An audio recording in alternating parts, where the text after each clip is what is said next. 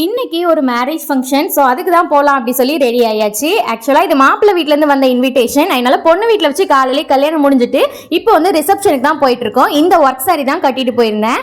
Function பார்த்தீங்கன்னா எங்கள் ஊர்லேயே தான். ஸோ நடந்தே போயாச்சு.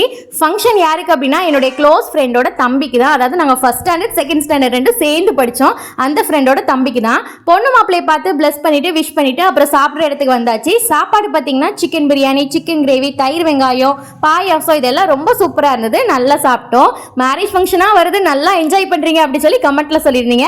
இதோட மேரேஜ் ஃபங்க்ஷன் எல்லாமே முடிஞ்சிட்டுங்க. அவ்வளவுதான். இனிமே அடுத்த வருஷம் தான் பார்க்கணும். அப்புறம் வந்து டே டைம்ல பாத்தீங்கன்னா அம்மா அரும்பு வாங்கிட்டு வந்திருந்தாங்க.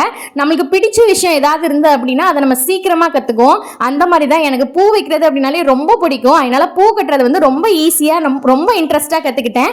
காலேஜ் ஃபர்ஸ்ட் இயர் படிக்கிறதுல இருந்தே நான் வந்து பூ கட்ட ஆரம்பிச்சிட்டேன். மல்லிப்பூ வந்து மொட்டோட நம்ம தலையில வைக்கும்போது பார்க்க ரொம்ப சூப்பரா இருக்கும். வீடியோ பிடிச்சிருக்குன்னு நினைக்கிறேன். பிடிச்சிருந்துச்சுன்னா லைக்